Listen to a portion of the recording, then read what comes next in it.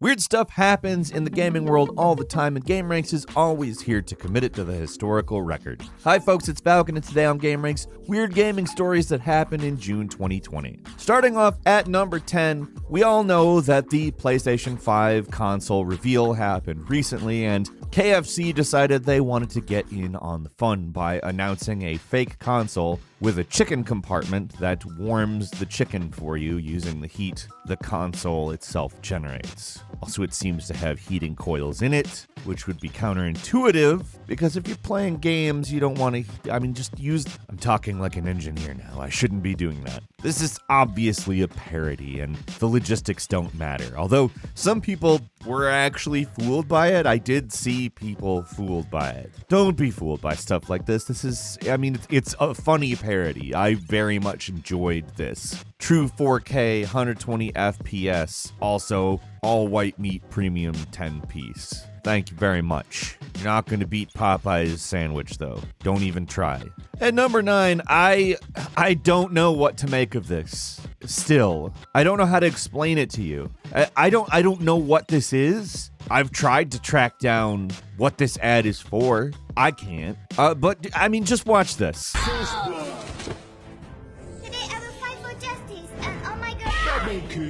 You get why I'm speechless? You understand why that makes no sense at all to me? What is that? We can't not include that, but it's just like a dude beating up a bunch of women and then I'm gonna bring all of you to my house. Basically kidnapping them. There are implications there, but it's hilarious, but it's definitely disturbing at the same time.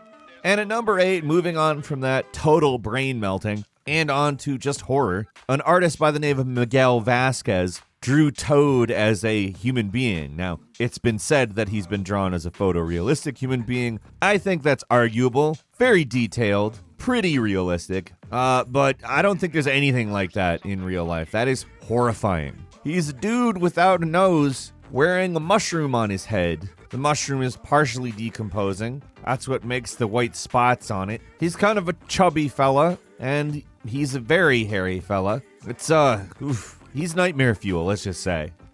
At number 7, the FDA approved a specific video game for treating ADHD in children. Now, this is the first time this has happened. It's definitely not the first game that's designed around ADHD. There's a lot of games that harness the lack of attention span that a person has in order to kind of addict them to it. But this goes the opposite direction, to such an extent that it is treated as though it's a form of therapy, and it requires a prescription. So they're very official about this, which I think is kind of weird. Honestly, I feel like having to have a prescription to play a video game, especially if the video game could help a person in some way, feels weird to me. I don't like it, but I do like the innovative approach here. It's a game that is designed around through a kind of virtual cognitive behavioral therapy, which, hey, that's great. Do that.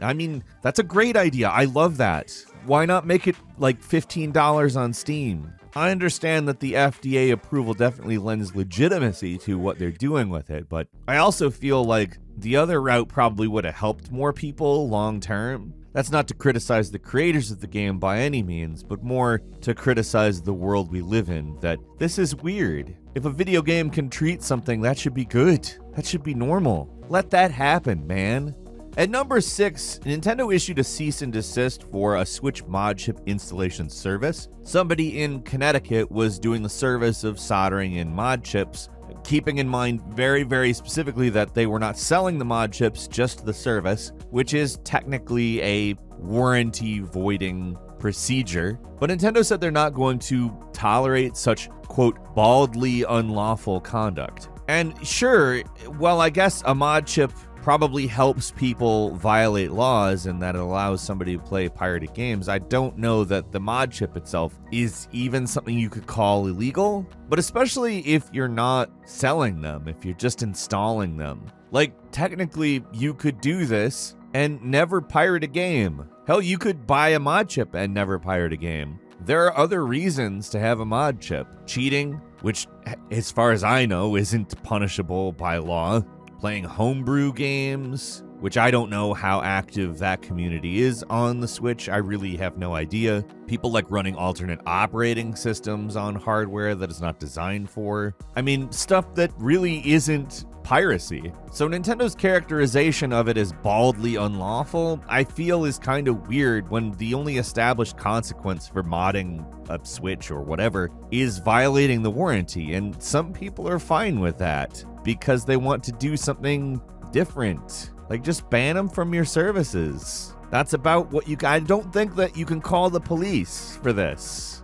At number 5, people have been porting things to games that are weird. For instance, people ported the PT, everyone's favorite semi-demo of a Kojima game, to Half-Life Alyx. One I particularly liked was adding firearms to The Witcher, though. I actually didn't even ever think about that. Wouldn't this be fun if you had a gun? But it is. It actually is fun if you have a gun in The Witcher. In some respects, both of these, I think, are ones where I would just kind of go, like, I wouldn't have thought of doing that, and the fact that somebody did it is pretty cool. It's a little weird just because, I mean, would you have thought to do either of these things, particularly the Witcher gun one? Try out the Witcher gun one. That's all I'm saying. I think you'll like it. At number 4, a gaming hero, the most famous esports player in China, League of Legends player Uzi, had to quit. He retired because he said at age 23 he had developed type 2 diabetes because he'd been staying up late for years and eating a not-so-great diet, which is entirely possible. He did attempt to change his work schedule and take in medicine for it, but there wasn't improvement to his condition. There's some speculation that he had a gaming addiction or gaming disorder, as World Health Organization puts it. Social media lauded him as a national hero and kind of lamented the idea that this took such a toll on him. But China's state media sort of walked a finer line because China is super concerned with what they call gaming disorder. Of course, I'm not going to go ahead and say here, like, I think he should have kept playing if it actually was detrimental to his health. But as a professional, I do feel as though somebody could have been attempting to take care of him. Like, here's a question I think that we could be asking. Is there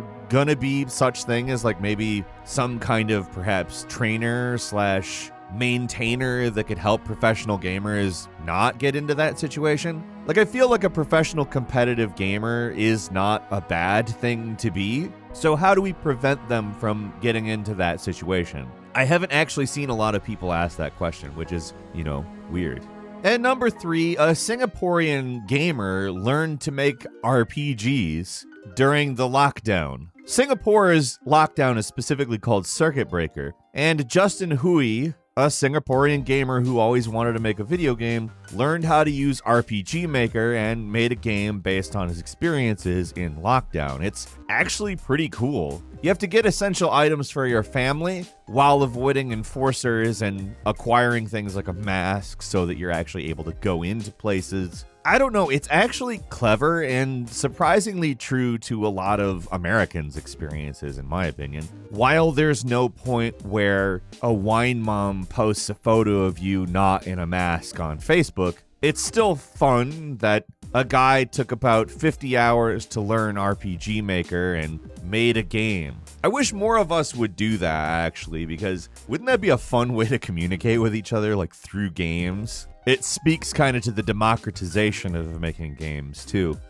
At number 2, Ubisoft's Gods and Monsters leaked as an unfinished prototype to Stadia, which, alright, wasn't aware that was going to be a thing that started happening on these services, but no complaints. As we've said many times in this channel, the game has some pretty obvious Breath of the Wild influence, but it's also very prototypey. There's not a lot going on. The weird part about this isn't necessarily the game itself. I actually think Gods and Monsters is probably gonna be cool, fun, interesting. But like leaking something to Stadia is like the thing that you would never think would happen. Like, have you ever heard of Netflix leaking something to its service? No, you haven't. Not one time. I've never heard anything like that. If it's happened, it certainly didn't get enough attention that more than a few people saw it. And frankly, I want it to happen more. That's great. Leak all of your crap to Stadia developers. Let us try everything way ahead of time on this weird streaming service. And finally, at number 1, a cool type weird one, technology is shrinking down VR displays to sunglasses size, and I really like the sound of that. I do not love wearing massive VR helmets. I do actually kind of like VR though. What's the solution? Finding a way to make the tech smaller. But what's interesting is that it does it through holograms rather than through screens. I mean, in theory, this could be the thing that makes VR the mainstream thing that it could have been years ago. Do I hate the PSVR or the Oculus Rift or any of that? No, but they're still bulky, too bulky for me to really want to spend large amounts of time in VR. So, frankly, I can't wait. Like, do it, Facebook. Trap me inside your virtual worlds. Actually, the more I think about it, it's scary that Facebook is doing it. But you know, whatever. The world ended back in 2012 anyways. That's all the weirdness we could handle for this month. What did you think? Leave us a comment, let us know. If you liked this video, click like. If you're not subscribed, now's a great time to do so. We upload brand new videos every day of the week. The best way to see them first is, of course, a subscription, so click subscribe. Don't forget to enable all notifications. And as always, thank you very much for watching this video. I'm Falcon. You can follow me on Twitter at Falcon the Hero. We'll see you next time right here on gameranx.